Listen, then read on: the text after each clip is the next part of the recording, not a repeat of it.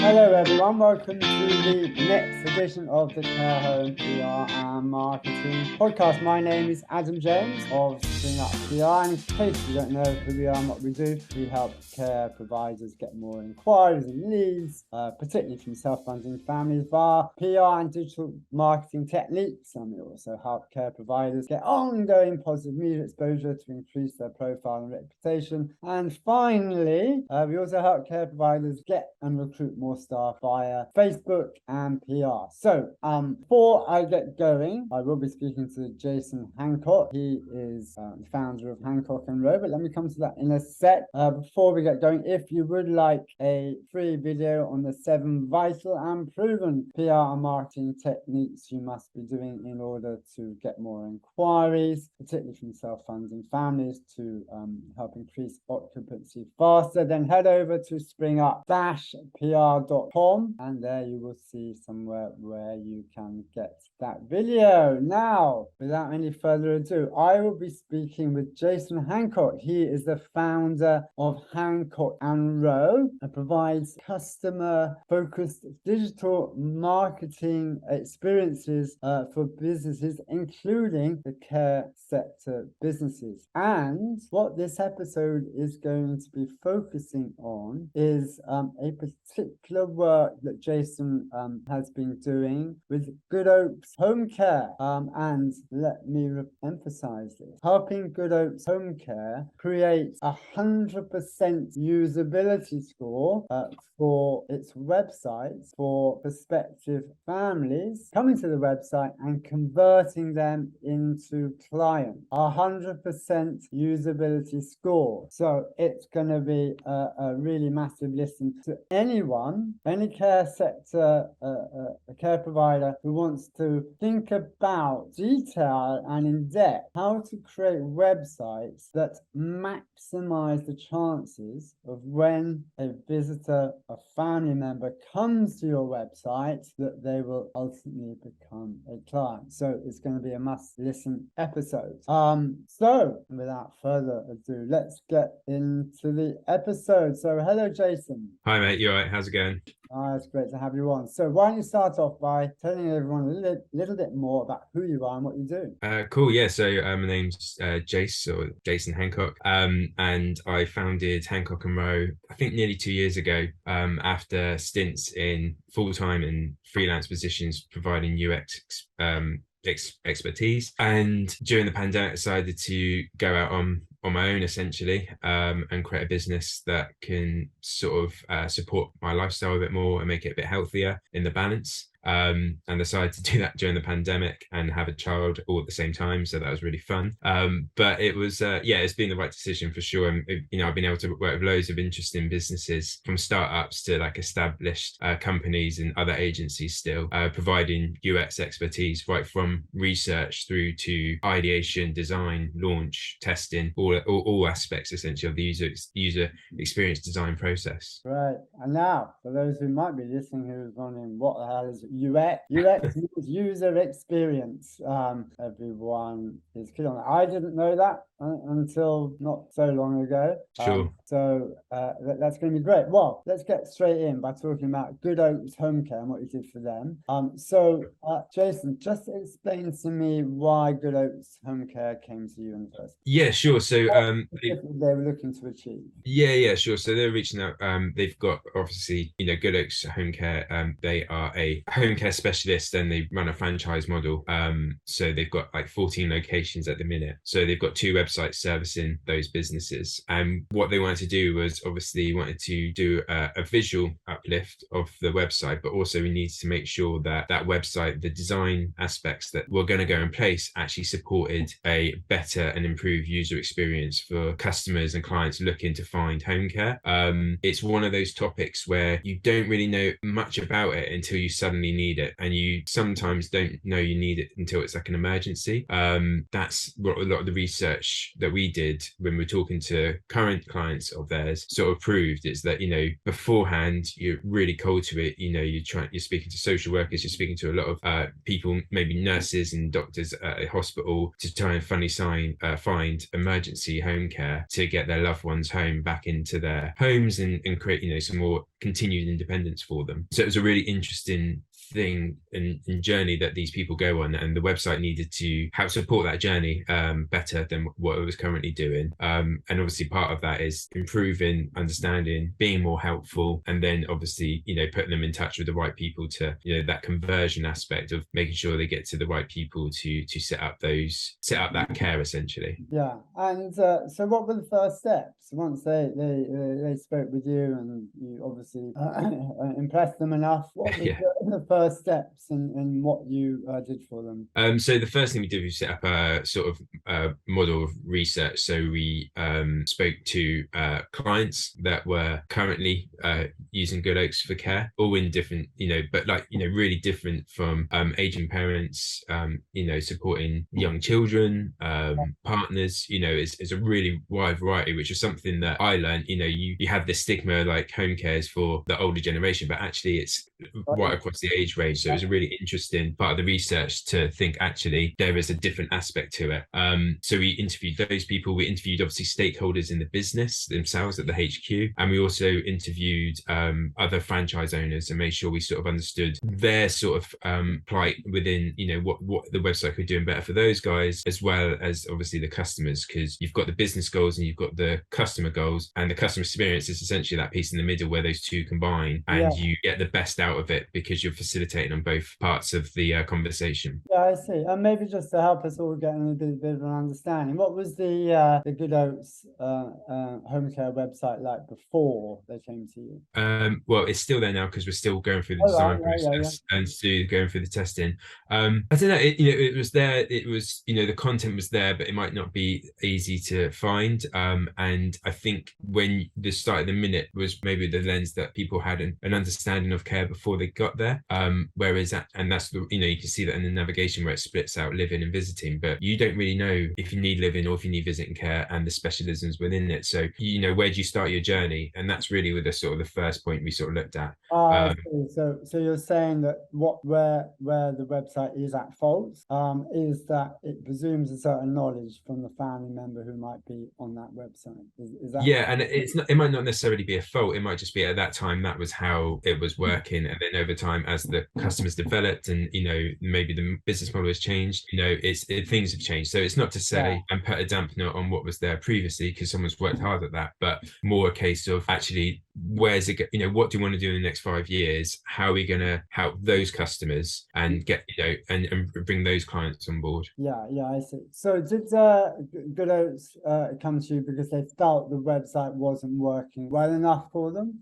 Yeah, that's usually what the situation is when someone gets in touch with us, because it's user experience. You know, that is our expertise. We create digital experiences and services based on that. So usually it's a case of there's things aren't converting, people getting lost. You're seeing a lot of drop off, a lot of bounce rates. You know, the general feel and experience of the website maybe isn't at the same level as what they're actually providing day to day. So it's trying to bring that up, you know, to hit that bar to truly represent what that organization is providing. All right, okay, great. So tell me, let's just drill before we move on. Let's drill into some of those concepts that you use. Very, very important to anyone listening. Something like a bounce rate. Talk me through bounce rates. What's a good bounce rate? What's a bad bounce rate? What is a bounce rate? And help you know, if it's possible to put these into numbers, like what are there red flags that you see saying, oh, well, that's a bad bounce rate? Or I understand that probably you're looking at the customer experience when they are on that website. You can see where they go and they move. Tell me a little bit more about bounce rates and what's a good and bad. Yeah, I mean, it really depends on the operation of the site. So in some instances, a bounce rate might actually not be a bad thing, because or a high bounce rate, because they've come in, they've got that content, and depending on how that website's set up, the next action then could be a phone call. So you can't really measure that. So it looks like they've come in and out, but actually it has converted into a call. If it is a case that, you know, you have got a site that landing on the homepage and they're not getting off that homepage into the content or into the next part of the funnel, then yeah, you've got a problem, and you need to sort of take a look at what's happening, what experience have you got there, is it too confusing, are you not providing clear starting points for them to start their journey through the site. Yeah, it really depends on those entry points within the site itself, because it might not always be the homepage, right? Depending on someone's content strategy and other ways they've set that website up, they could be coming in through a service page or something like that. So it's really considering, okay, where they're coming in and where they're leaving, what, you know, what are they not finding. I see. And was it when you were looking at the Good Oats Home Care website, were there particular things that you thought, well, that needs to be fixed, like immediate? I think you can look at the site and you can have your own presumptions, but really you need to go and do the research and speak to people and find that data. Because if I go onto a website and through my lens, like through my eyes, I say, well, this needs fixing, that and that, I've got no data to back that up. That is purely personal preference and assumption, which is everything we don't want to do. We want to remove that completely. So we want to go and speak to the clients. We want to speak to people looking for that service, really understand, and then look at it through that lens and be like, well, actually, these guys are looking for X, but we're talking about Y and Z. X isn't until you get to the footer. So that's when you can really make a judgment on the site. So in that capacity, the first thing we looked at was, which you do for all sites, the information architecture, the sitemap, and labeling and language usage to sort of, you know, as that first bare bones starting point, you know, does that navigation facilitate and help that person's knowledge, understanding? Does it help portray what that company and the services that that company is offering as well? So the sitemap can do two things, but that was the real key thing that we looked at in the first instance. Great. And what from your perspective, did you feel that Good Oats Home Care was able to learn after you had these conversations with their clients? Yeah, I think it just in the sense of the sitemap, there was not reluctance, but like a concern where we were looking to simplify that navigation down to a set of links which didn't specifically say living care and visiting care. There was a little bit concerned because, you know, that was the key thing, and it's not there visible in the navigation. It's visible further down the page, but not in that nav. But again, if we go back to it from the customer's view, we are looking at it as, well, they don't know which one they want yet, but they know they want organized care. So we sort of looked at that journey and introduced it that way, so that we could absolutely help facilitate. And the beauty of that is that same language, the simplified version, supports people that don't know and the people that do know, because it's such an actionable, descriptive piece within the navigation that it helps move that person along. So that's, you know, that's the sort of thing. And when we tested that with tree tests within the sitemap, so we tested language and structure, and we compared the two together, that version was outscoring it by I think about 30-40%. So it was a clear that's what we need to go with. But we did find some surprises where we thought that, you know, a list of expertise would live in a certain section of the sitemap. Absolutely, people were going to an area we didn't think they would, so we had to sort of move the structure around. So we did find flaws with what things we thought were best, but we found that through testing before we built. So, you know, it is worth doing, absolutely, the tree testing beforehand. Yeah, I see. And talk about the homepage, because I guess that's often the landing page. Is that correct? It depends. So the beauty of this one obviously is it's a franchise model. So there's a national homepage and a local homepage, and a lot of home care businesses are set up in a similar way. So you've got to think about that experience. So that, because they're most likely looking for home care in their area. So, you know, with that SEO piece, and we've been working with a really good SEO guy on it, and so they will come in through a local homepage as opposed to the national homepage, so that, you know, there's two almost, and, you know, it's looking at the role of any homepage is to get them from that page into the content, into useful information, while providing enough overview and understanding to facilitate that, yeah, I'm in the right people, we've got the hook. You know, it is a really good balance between user experience, marketing, and SEO. Those things coming together, that's like the holy grail of, like, you know, getting that right and that structure and that hierarchy to make a good homepage. yeah, I see. How many clients did you speak to? We talking dozens or like a handful? In this one, it was, it's quite a sensitive subject as well, right? And Yeah. you don't know what stage. Yeah, it's just a sensitive subject, and I was very Oh, conscious of that when we do it. So I didn't want to disturb too many people, but I think we interviewed about seven clients, and okay. then we interviewed 7 franchise Right. partners as well. Mhm. But then when we do the test and the remote test, we're trying to aim for like ideally into double figures.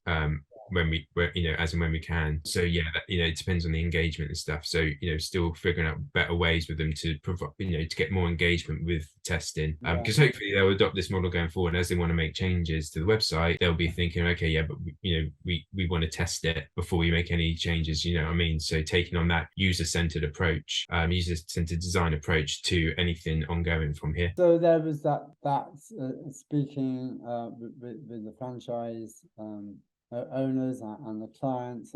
After that, I know you've been dipping into it, but I'm just kind of thinking of the Sure. processes you went through. What was Yeah. the next process after that? So we'd done the interviews, we'd done that research, we started that with like even doing like micro surveys on the website just to get an initial bit of data, like what brought you to the website today, were you able to find the information you were looking for? So using that to then hopefully engage with people, to then get email addresses to contact to then do a larger, longer form survey. So we did the one-to-one interviews, we did a larger long form survey with people that was a bit more remote. We were able to create personas. So we had 3 key personas that we want to work with to create this new site. So their goals obviously trumping anyone else that might Oh, end interesting. up there. What were those personas?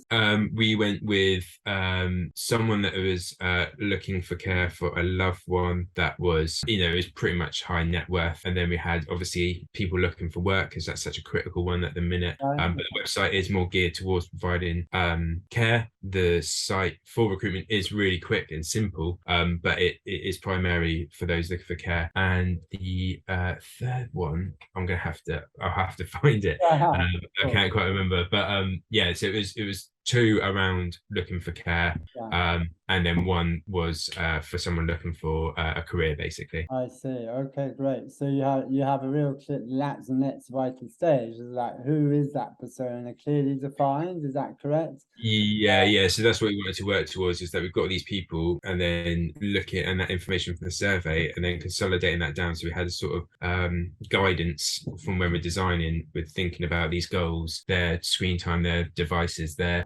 scenario, their time restrictions, all these sort of things, knowledge, that sort of thing to put into the site. All right, great. So what's the step after that? So then we take those personas, and we're going into a wireframe. Well, we've got a sitemap, so we're doing this information architecture, the sitemap. So we'll look at a sitemap, we'll test that sitemap as well, and then make the changes that we need to. Then we'll also be doing wireframes, so we're looking at the structure. One question, Jason. When you say test the sitemap, what does that testing involve? How do you do it? So you can do it in a number of ways. The way that we've adopted is we do tree tests through Maze, which is a really good user testing platform, because you can create your tasks and tests, and then you can have a link and you can recruit through that platform if you want. But it felt very US centric, whereas obviously we're very UK based at the minute, so we don't use that aspect. But we create all the tests there, take that link, and then we go out and recruit our own testers for that. So that tree test is essentially like a series of labels, which then you click, and then it opens up another menu. So a bit like if you had created a set of folders on your desktop, you could almost do a tree test through your desktop by creating folders within folders that represent all the different pages. So you're testing purely the language of that page title or that navigation title to see if people understand and can get to the information that you've set them to find. So you have real live people who you are yeah. testing it on. I Oh see. yeah, always. Wow. Always. So how these real live people then? How many real live people are you talking about to test? And Ideally, you're sort of trying to get into double figures. In Maze, they say minimum 5, and then you get all right score. You get up to 20, then you've got something a little bit more concrete and solid that you can work with. Yeah.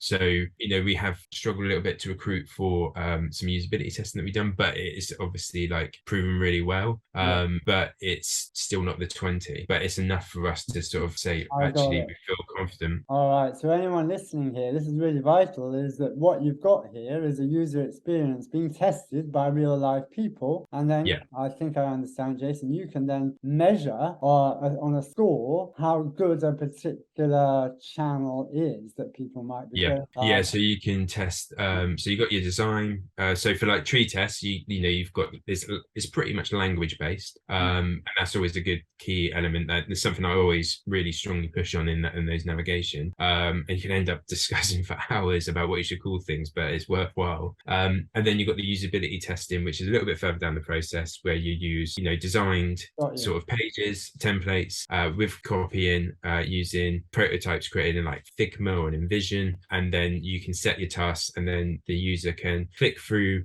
those prototypes where we can test the user journeys to get to the information that fabulous. to answer the task. Right. And what number of testing? What was the process after that, or what is the process after that? So we do the wireframes first, and that wireframes for me is more of an internal thing between ourselves and the client, because whenever in the past you've tried to do quick testing with wireframes, the feedback I always get is it going to be grey? And because our wireframes are usually quite hi-fi, but they're usually black and white, and it just after years of answering that question, we just weren't getting any value. So we go through to, we've got a brand guideline, we design it, and then we'll test the prototype with. So we've got a much closer experience to what the website will actually be, but we haven't invested any cost in development yet, so we've saved a lot. So we'll go from wireframes, we'll have the structure, we'll have content, ideally we'll have content, and then we'll start looking at the overall look and feel and design that supports all the UX. So even those wireframes are supporting UX, you're getting your hierarchy of your pages and the information, most critical at the top, call to actions, what's going to be most useful to our customer, and then we'll design it with the brand to make sure that then that supports all of that UX research, everything that's been done, and then you'll go through, create prototypes, and then set your number of tasks, and then create your test to then go out and test that. All right. Okay. Great. So just to make sure I understand for anyone listening, there's the research, there's the testing, and you can measure. You're doing testing with real people, and so as I understand it, with Good Oats Home Care, and what you do now is when you're part of that testing, so the client understand, they just see grey, so you do make it look pretty, so there's a nice look and feel to it, so they get a sense of, oh, this is looking nice. But you're still doing the testing, and then let's just move to this call to action. Correct me if I'm right or wrong here. At the end of the day, if you want to get more clients from your website, you ultimately have to get them to do something that will enable them to do something that will mean that you have some way of contacting them. Which is the call to action. And there are many different calls to actions that families, in this case, families looking for home care can make when they come to a website. What did you decide with Good Oats Home Care about the call to actions? So we went with it's always going to be about getting in touch with their local headquarters. So one is making sure that they can easily find their branch. So the first instance they did a brand search and they came in through the national page. It's making it really clear that they need to enter their postcode to find their local branch. So that was the first call to action. Then once they're there, then it's around getting in touch. But what we found is that they actually do quite a lot of research. They really want to understand the process that's different beforehand. So it is a bit of a journey. It isn't just a case of find it, get in touch. They're going to want to find out a little bit more about the different sort of expertise that they provide. Because they might say, okay, I've got an elderly relative suffering from dementia. I really need to understand what they do about dementia. I want to understand who it is that's going to be coming into my dad's home.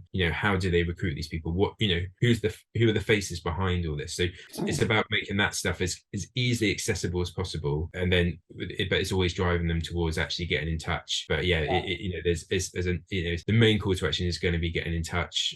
There isn't like white paper downloads, there isn't, sort of, newsletter signups and stuff like that. It's all about providing really clear, simple information really easily, and then a really easy way to get in touch, essentially. So it is for Good Oats Home Care. Is it going to be a phone number getting in touch or email getting in touch? What is We got both.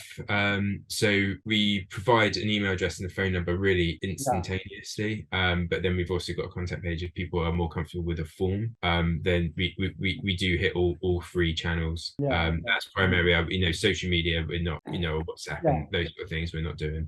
Yeah, I see. And is there a reason why you decide? I mean, I don't know if you have brought on live chat, for example.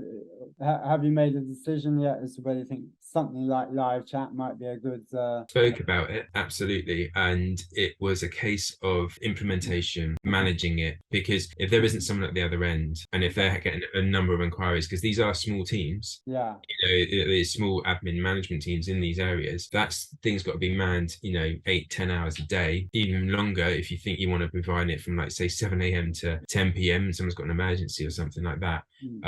It's just, we just didn't feel it was feasible, and ultimately would be detrimental to the overall user experience, because the resource isn't there. Like, it's all well and good putting these things in, but you really need to make sure you've got resource there to make it the best experience possible. Otherwise, it's really stressful, it's really annoying, and you're going to lose someone. They're going to drop off because no one's getting back to them. Yeah, I see. Right. Okay, that's interesting. And so, not from what I understand, then this idea of providing knowledge and understanding. So this educational piece for Good Oats Home Care was very, very important to you. So you made sure that content is always there on that customer experience, that family member experience. Yeah. You go onto the website. Is that? Yeah, education within the design and the user experience has always been a big one for me, not just in care, but in other sectors where we've worked, like finance and things like that. Anything that seems really like scary, trying to like just open it up a little bit and and give reason why something exists, or just trying to keep it as plain as simple terms to try and improve that whole thing, education and why things are happening. I'm absolutely a massive fan of that. Yeah, that's great. So we've got the testing, as we've mentioned. We talked about this call to actions. I don't know where you're up to with Good Oats Home Care. What is there a next stage? We've just done the usability testing, which has been really good. So, like I say, we've not been able to recruit massive numbers, but the people that we have recruited, we've got 100% success rate across the tasks for people that are new to care. So they've been really easily able to find expertise services, cost of care, some of those questions that we found in research, that critical questions that people had when we set those tasks, people new to care were able to really find that information. There's definitely improvements, and there's always going to be improvements, but it really comes down to like the budget and the time frames of how much you can actually do. So there's things that we're going to go away and look at, because we've got the tests, we've got the reports, we've got people recording how they've done, talking into camera, so we can really gauge how they feel about the experience. We'll take all that information and then say, actually, okay, what can we fix, or what can we improve? Not necessarily fix because things are working, but what can we improve? Where can we get journey times down? Because I think that's the only thing, is some of the times it's probably a little bit long to get to the information. I see. So what we're doing here, which sounds really interesting for anyone listening, is that we're getting a real sense of this user experience because you are testing it on real life. So you're not only able to get a quantitative score on that usability, but you're also able to get a qualitative reaction from them because you're testing and you're getting their verbal video feedback. Yeah. Is that right? Yeah. So that's it. So the Maze platform is the new feature they've added in, is actually a way for them to turn the camera on, their mic on, and then record not only the screen, so seeing what their mouse is doing, the clicks they're making, but also their reaction and them talking through what they're trying to do on the site within the prototype. But we also always follow up with questions within it if they don't, because they don't have to turn the camera on and turn them on. And we always follow up with that qualitative piece as well of we'll get like a out of 5 score, and why did you, what was your overall feeling of the experience, what you found difficult, what you found easy.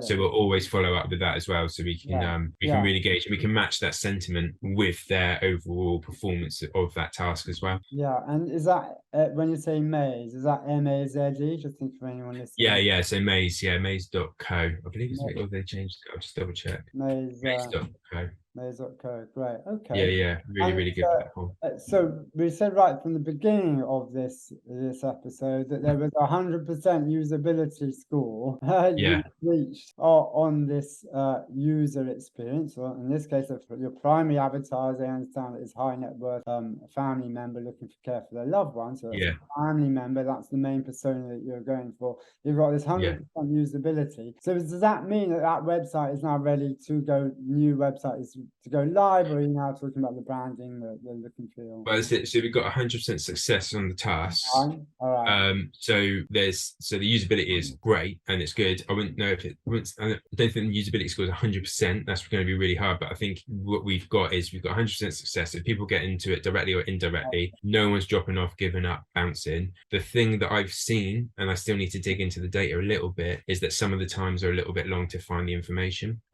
So I just want to go in now and essentially review everything and see where people might be getting caught up. And it could be one of a number of things. It could be that it's the platform. The first time they've seen the platform and they might not understand how it works. We didn't have all the links hooked up. So it might have been a fault where the prototype didn't have all the links. Yeah. So there's misclicks and things like that actually aren't misclicks, but we didn't have a hotspot in there. And that is those sort of things might have added to the negative aspect. And I need to go through now and actually find that to get a clear understanding of the overall thing. But always looking to improving it. But yeah, 100% success in all the tasks. So all the tasks and information that we set based on the research that we found, the critical information and key things that people want to know, we successfully scored on all of those. All right, that's perfect. So let's just recap here. We're actually it's the 24th of August 2022. So when do you expect, two questions here. How Yeah, long does it take to go through this process from sure. beginning to end? And also, when do you expect, for anyone listening, that new website with just highly optimized user experience for Yeah. family members, when do you expect that website to be live? Well, so first one, how long does the process take? It's a bit like a piece of string in some respects because it depends on budget, stakeholders, the product, what you're testing, how is it one aspect of the website, is it everything? So it really depends. I would say you want to book in at least a minimum probably 6 to 8 weeks. Do something, because you've got your research and fitting all these people, getting to the right people as well to fit it in. There's a lot of moving parts for that. So I think 6 to 8 weeks is a minimum. It's usually a pretty good thing to. I mean, GoodX has been going on a lot longer than that, but you got to take into account of small teams, holidays. A lot of there's a lot of different teams come together. So there's myself providing UX, we've got a developer, we've got an SEO, and we've got a copywriter, all from different organizations working together on this. And when is it going to go live? Hopefully soon. But again, I'm not entirely sure. A couple months, hopefully. But we are looking at, like I said, looking at the UX results just on the timing piece. We've got a bit of functionality that we need to refine and working with the developer on that to find a solution because again, budget, tech, time, all those things need to be come together, creating the best user experience within those constraints.